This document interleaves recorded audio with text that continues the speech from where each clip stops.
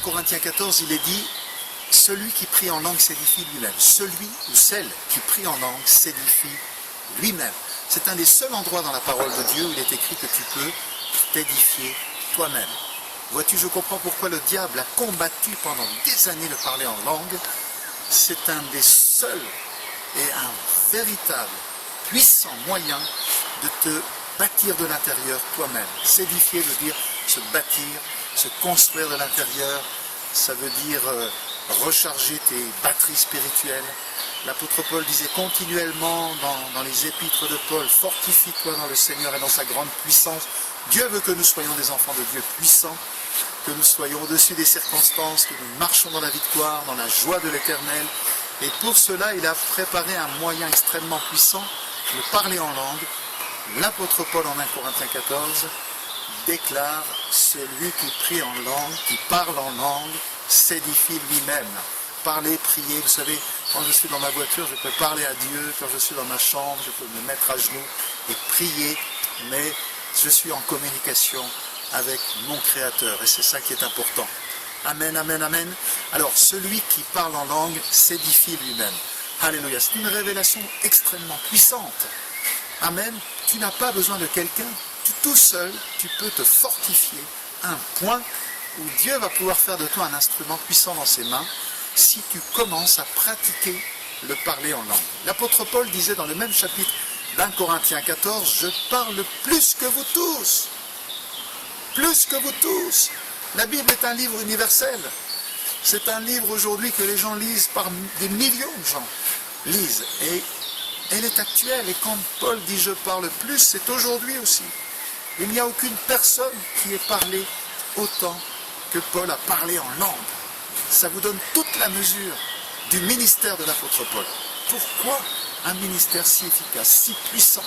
Comment ces révélations qu'il a reçues de Dieu, le plan du salut, le rachat de l'humanité, qu'il nous a fait découvrir à travers les lettres, les épîtres, eh bien nous comprenons, j'ai compris cela, le parler en langue a été un puissant moteur pour l'aider dans ses révélations, à les saisir lui-même et à nous les redonner.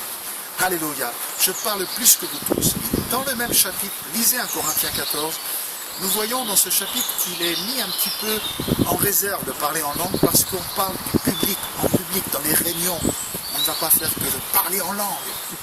Il est évident, les gens ne comprendraient pas. On a besoin aussi de lire la parole, de l'enseigner, de louer Dieu en chantant les chants intelligibles.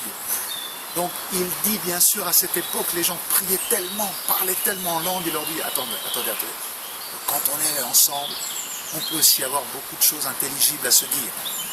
Mais n'empêche que nous voyons que Paul nous dit que prier en langue est extrêmement puissant.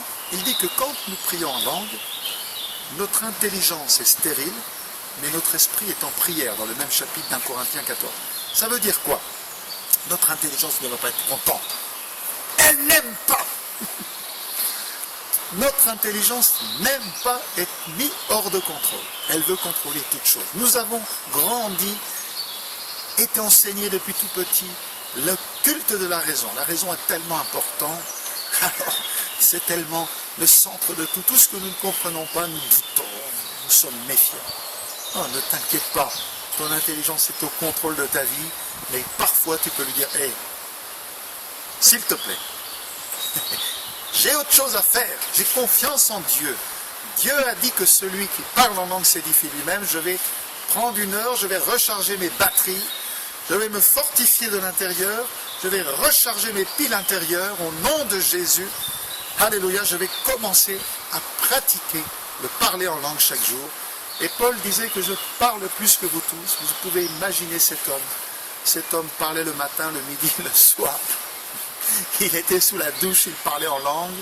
Il préparait son petit déjeuner, il parlait en langue. S'il était de notre époque, il aurait roulé en voiture et il aurait parlé en langue. Parce que là, tu as besoin de ton intelligence pour la route, mais tu peux parler en langue.